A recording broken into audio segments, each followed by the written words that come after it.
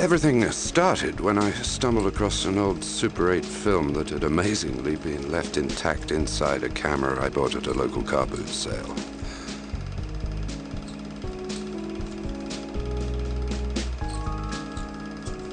It didn't appear to contain anything out of the ordinary until I came across a sequence that made my blood run cold.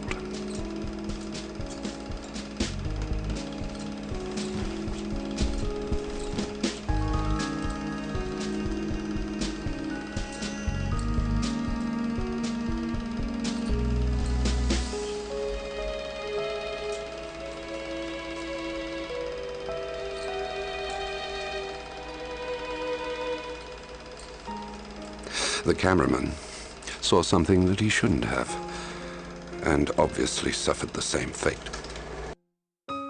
I got it into my head to find the scene of the crime and track down those responsible for the murder.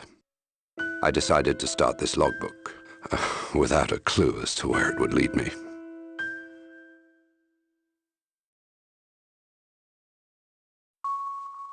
By analyzing the film, I managed to determine that the crime had been committed on a small Greek island, not too far away from...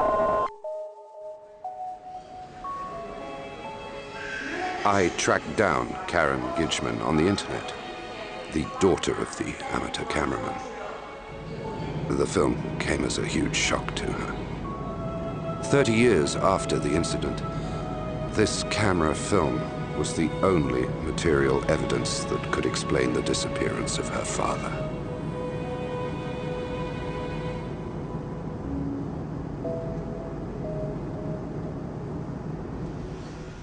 Karen decided to come along with me and give me a hand with my investigation.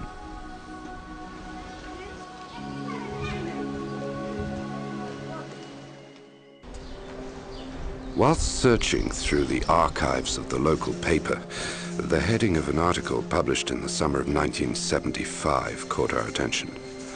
Unexplained disappearances on... At the time, the event had caused a bit of a stir, as one of the missing people was a world-famous German scientist called Volker. The coincidence was disconcerting. The film was probably proof that Volker, an eminent specialist in ancient languages, had been murdered. The article also mentioned one of the scientist's friends living on... After several days, we eventually tracked him down. He was still living on the island, just a stone's throw from the monastery, where he agreed to meet us.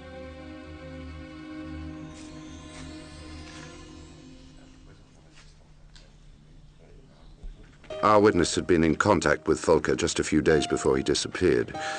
He reckoned that the scientist had been on the verge of publishing a text that was going to cause quite a sensation. Before he left, he gave me a name. Vasily, the detective who'd been in charge of the investigation into the scientist's disappearance.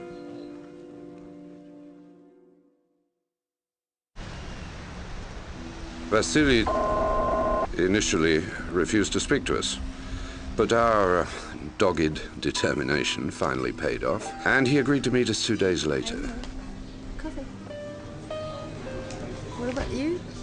We decided to go to the actual scene of the crime.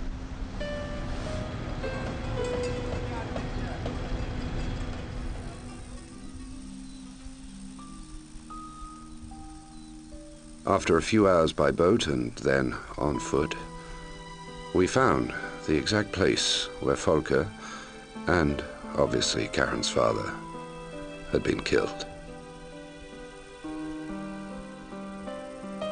The emotional stress proved too much for Karen. She burst into tears.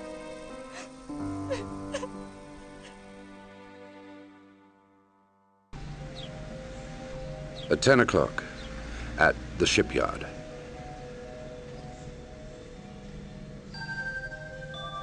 After waiting more than half an hour, Vasily finally called me to arrange another rendezvous for later in the day at the south of the island.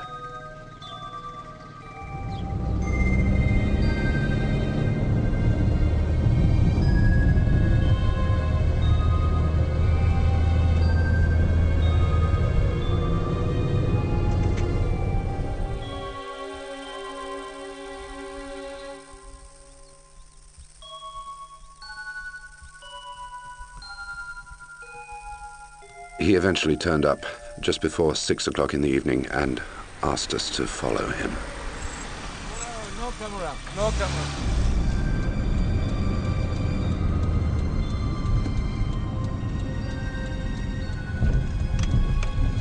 He didn't actually tell us anything that we didn't already know, except for the possible motive. Volker had been in possession of an extremely valuable old book. He advised me to go and speak to a bookseller in Istanbul who'd been in contact with Volker. He abruptly ended the conversation and left, giving me the niggling impression that he hadn't told us everything. Maybe we'd find out more in Istanbul.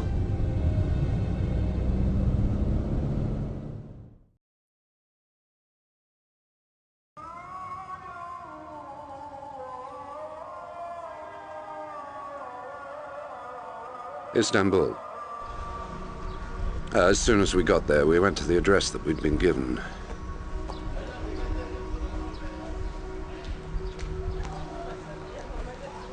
Just as I expected, the bookshop wasn't there anymore.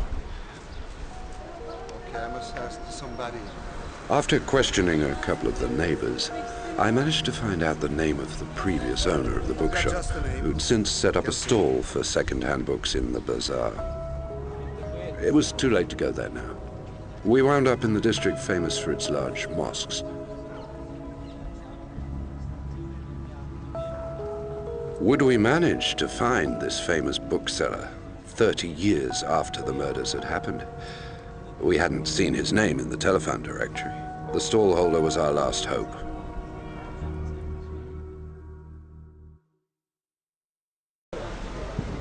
Istanbul's bazaar district. The next day.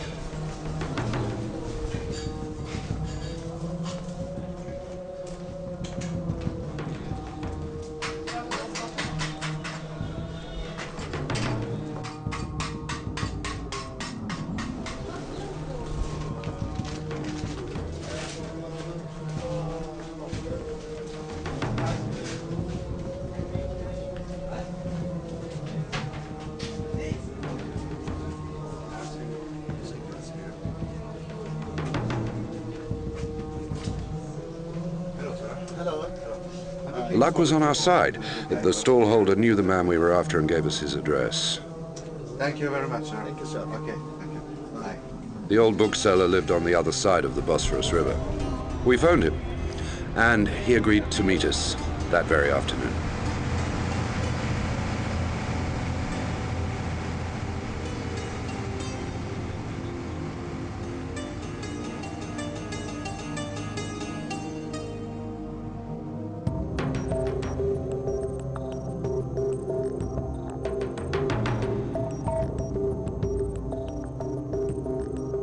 After more than an hour's travel, the meeting that seemed so unlikely yesterday took place.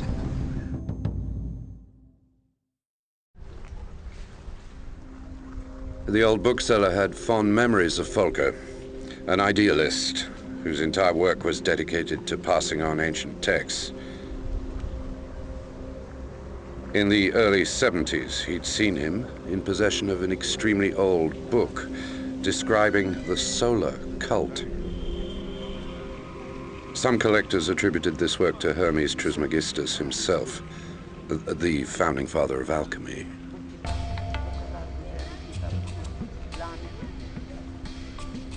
No one has laid eyes on the book since Volker disappeared in 1975. When I told him that I'd discovered that Volker had probably been murdered, the old bookseller didn't even bat an eyelid. According to him, the book was reputed to have been cursed long before it disappeared.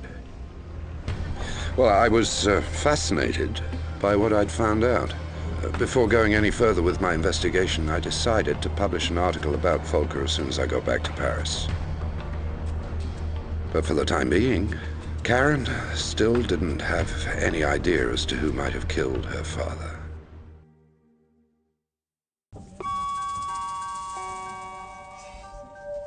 Non, mais non, ça veut dire personnel, je vous souhaite la bienvenue à bord de l'instant.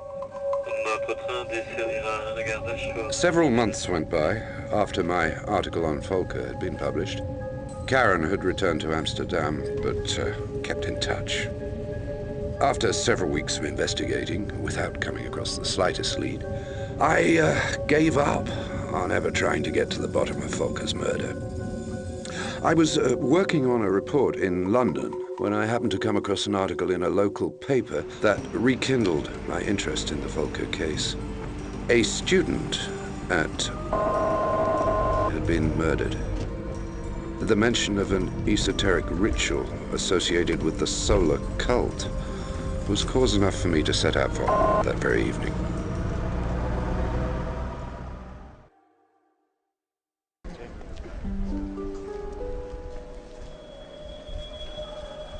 The college warden agreed to give me a few details on the circumstances surrounding the murder.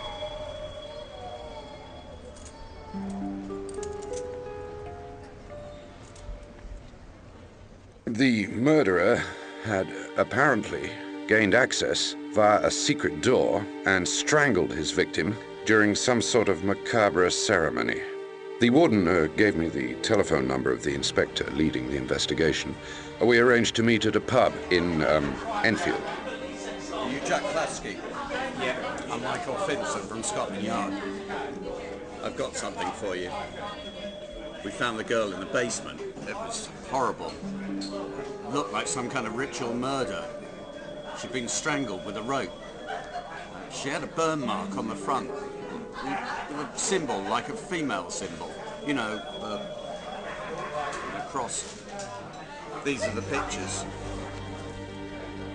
Pretty girl.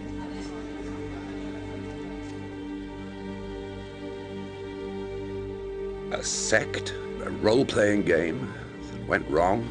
The inspector was at a loss to explain what had happened. After seeing the photos, I decided to carry out my own investigation.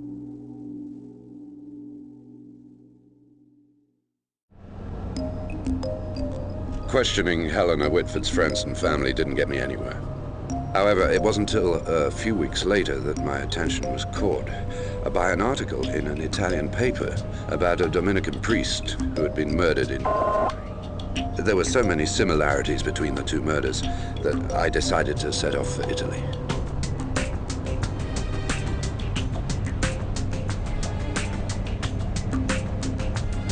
Karen met up with me in Turin. That was when I realized just how much I'd missed her.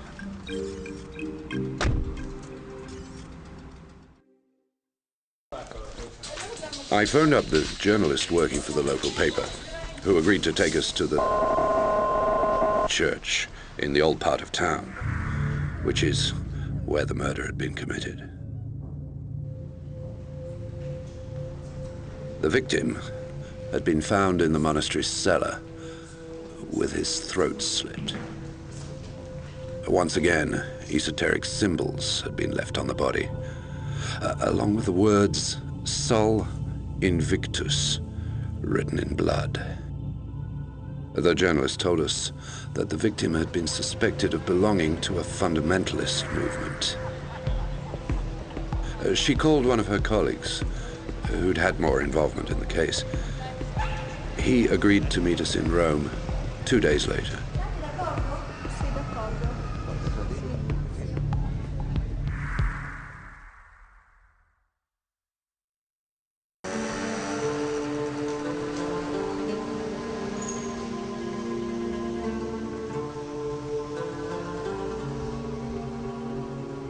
Rome. Antonio Foscarini was a journalist. He'd been investigating the case for several months. Near the church. According to him, 3 other murders at Naples, Geneva, and Toulouse had been committed under similar circumstances. Identical inscriptions had been found on the bodies, along with esoteric symbols as part of some strange ritual.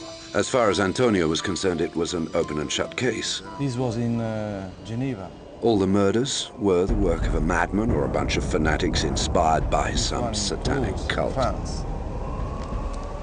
And this one, you know. The Oxford case was growing at an alarming rate.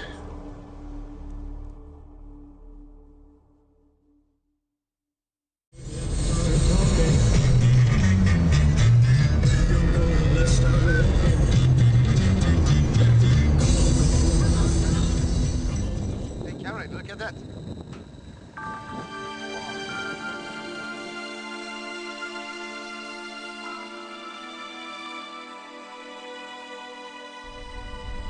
Our next port of call in Italy was Tuscany. Christina, one of Karen's friends, had invited us to spend a couple of days at her place.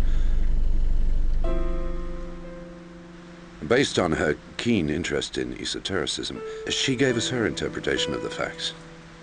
The symbols found near the bodies were related to astrology, and more specifically, to an ancient solar cult, with possible ties to Hermes Trismegistus.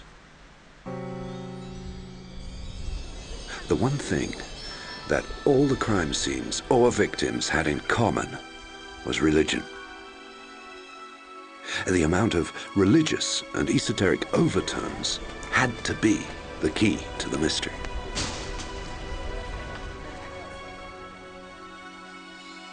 Christina took us to Siena, where she showed us an image glorifying Hermes within the heart of the cathedral itself.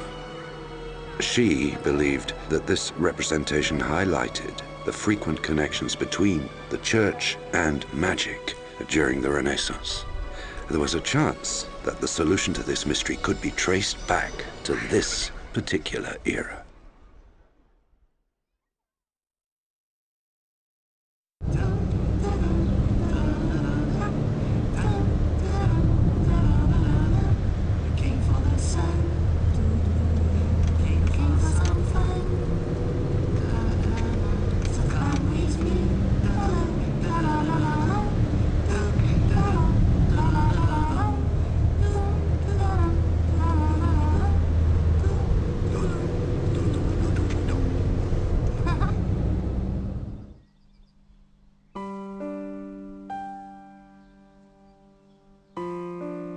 Since we'd been back together, the way that Karen acted towards me had changed, marking a turning point in our relationship.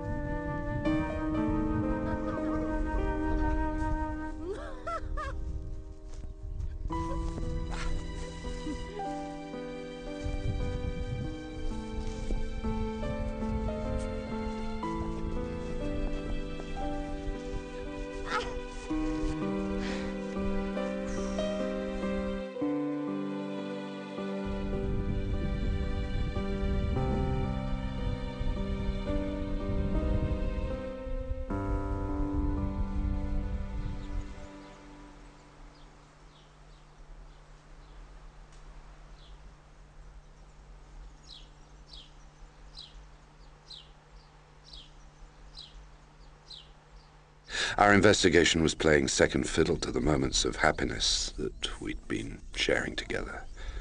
A call from Michael Finks brought us back to reality with a jolt. Yeah? It's Michael, thanks for you.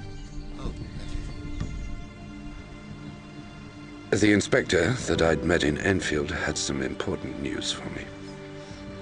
Helena Whitford, the student murdered in Oxford, had been a member of a secret fundamentalist society called Manus Domini. Our stay in Italy was drawing to an end.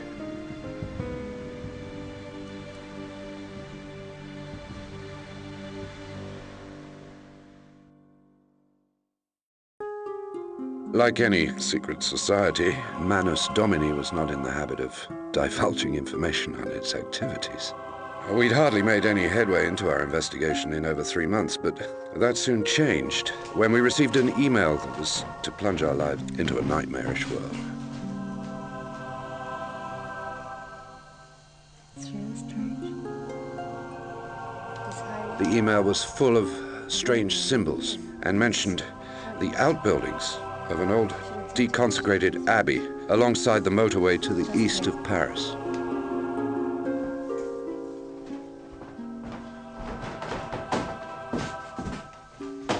Although there was nothing to stop us from ruling it out as a hoax, the very nature of the email and the confidential information it contained made us take it seriously. There we go. That same evening, we decided to go to the area indicated in the email to see if it would shed any light on our investigation.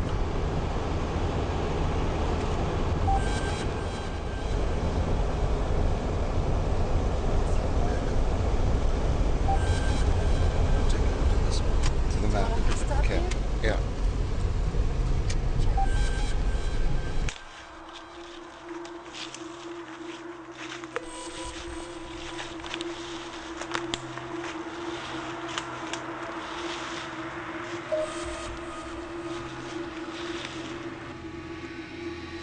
Are you okay, Karen?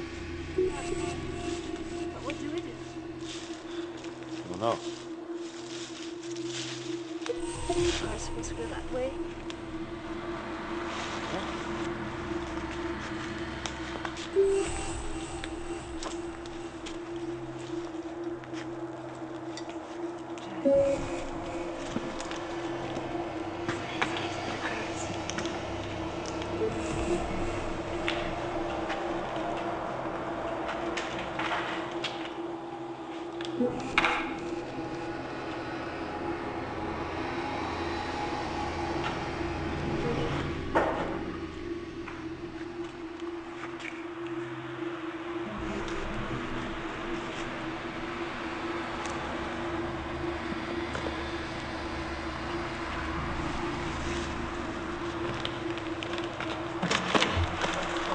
Careful.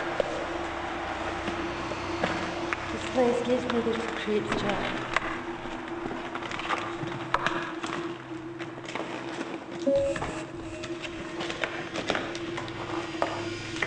Shoot your back.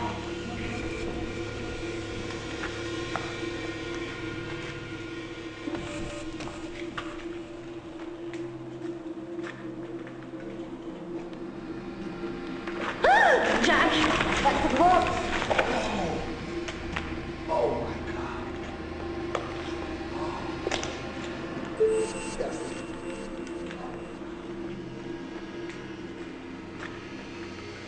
We were now certain that the person who wrote the message, the Phoenix, as he called himself, was the killer that we were trying to hunt down.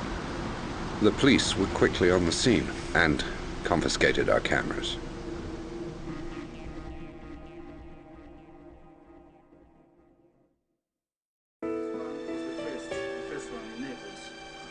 The 28th of October, CID informed us that the body had been formally identified as Antonio Foscarini, the Italian journalist.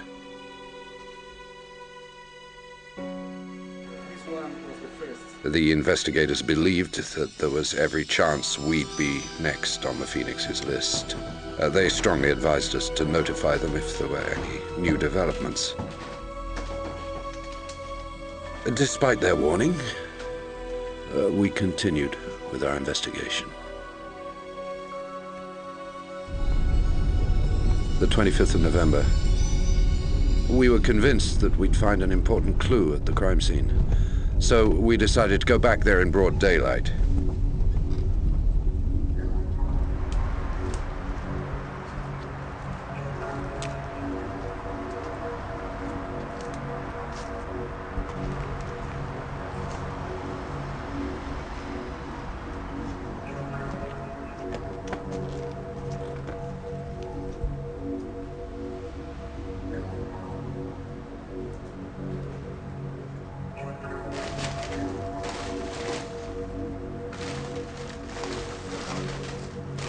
Near to the spot where the body had been found, Karen found a clue whose meaning had obviously been overlooked by the police. It reminds me exactly what was said by letters on this.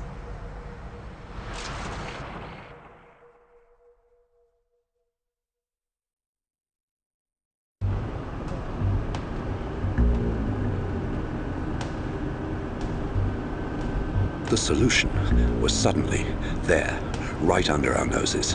A bit like a huge jigsaw puzzle that we'd been patiently working on and which was starting to give us the outline of a familiar face. The last clue found close to the body, the esoteric ritual used in the murders, and the route taken by the murderer all pointed towards one name, Giordano Bruno, the alchemist and philosopher burnt at the stake in 1600.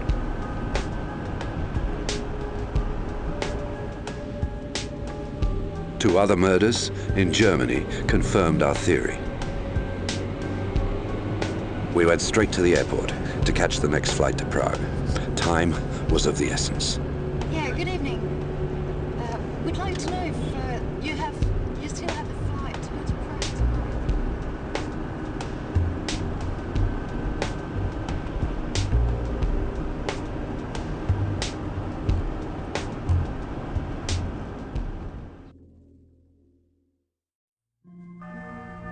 Prague, the 3rd of December. It was logical that our route would lead us to the magic capital of Europe. During Giordano Bruno's era, Prague was a magnet for all sorts of magicians and alchemists seeking refuge with Emperor Rudolf II. In the cold winter's light, the city still appeared to be shrouded in a veil of mysticism. We'd bought a couple of books before our flight left, but we couldn't find any mention of a place linked to Giordano Bruno.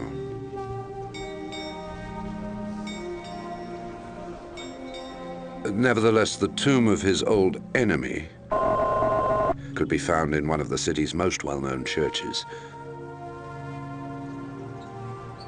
Now that we were fully aware of the Phoenix's modus operandi, we decided to stake out the church from a vantage point just across the road.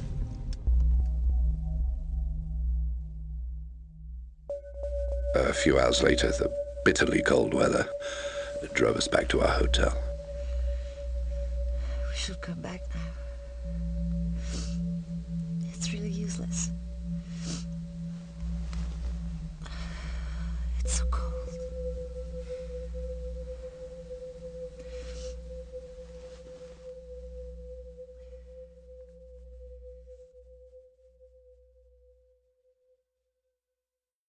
That evening, there was to be a new development in our investigation.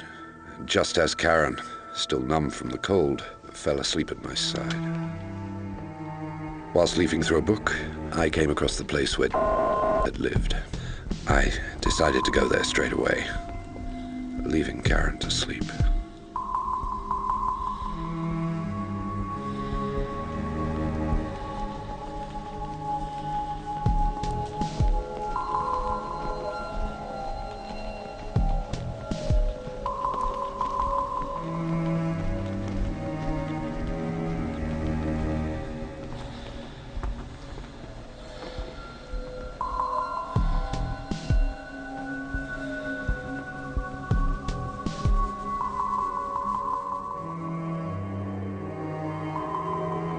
The signs drawn on the wall in blood hadn't been left there by coincidence.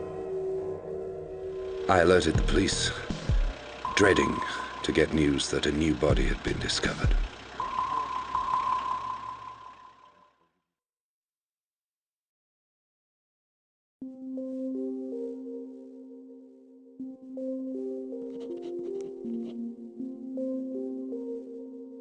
Naga. The translation of the coded message didn't give us any new leads. Nagha. What could these 5 letters mean? We didn't find anything that could be tied into the Phoenix's ritual. There is nothing this morning. Karen was convinced that we only had part of the message. What I think that is in this city. But where? 2 days later, the police informed us that the body of a young woman had just been found at Banatkid Castle, not too far from Prague. We later learned that this was where Tycho Brahe had set up his observatory.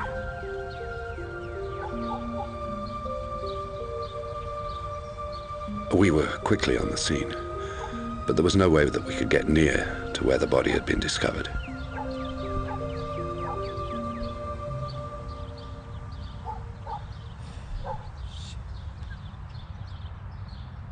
Karen, come the other side.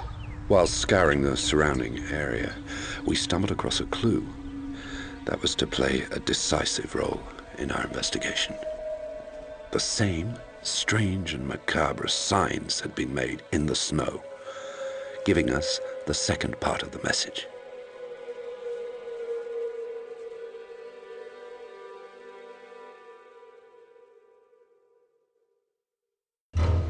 Events started gathering pace. A new murder had just been committed in Frankfurt.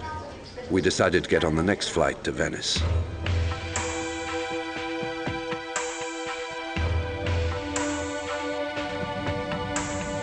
For the first time in our investigation, enabled us to draw a definite link between the Volker murder and those committed by the Phoenix.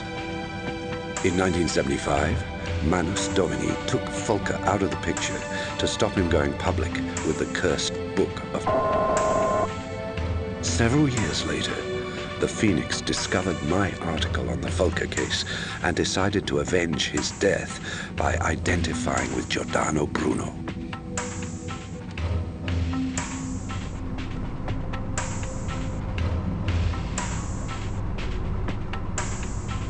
Venice was going to be the setting for our showdown with the Phoenix. More than ever, we were forced to take action because we had an advantage over the police. We knew how to get into the Phoenix's mind and find out what he was thinking.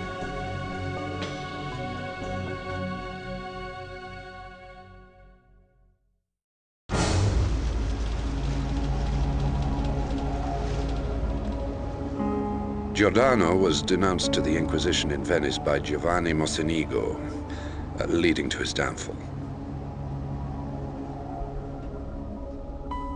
On our first night there, we went to the palace where Mocenigo used to live.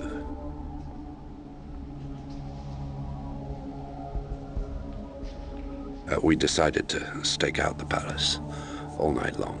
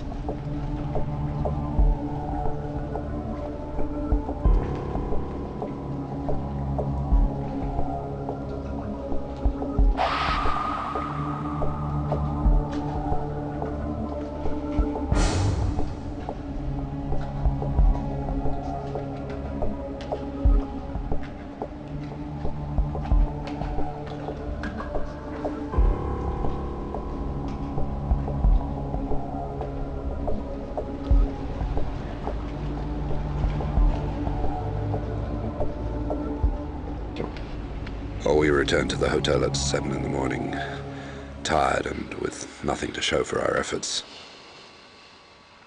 Okay. So we go? And we started preparing for our second stakeout. Forget this. Have everything? Jack, listen. Hold it. Wait. No, stay here. So? He's gone. Shit.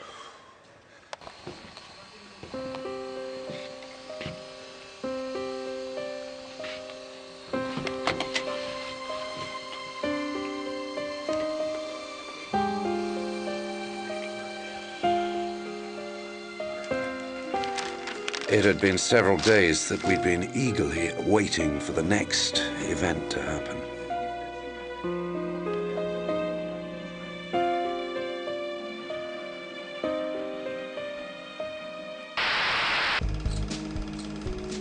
Everything started when I stumbled across an old Super 8 film that had amazingly been left intact inside a camera I bought at a local car boot sale.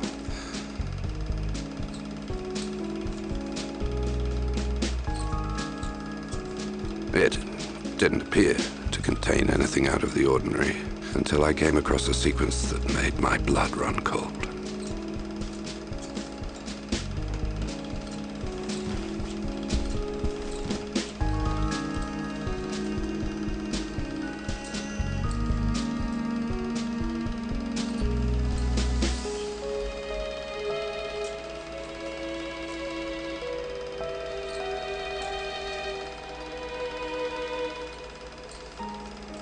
The cameraman saw something that he shouldn't have, and obviously suffered the same fate.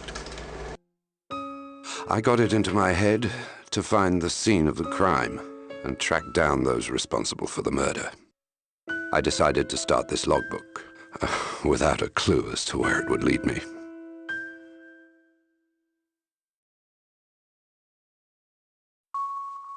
By analyzing the film, I managed to determine that the crime had been committed on a small Greek island, not too far away from... I tracked down Karen Gijman on the internet, the daughter of the amateur cameraman. The film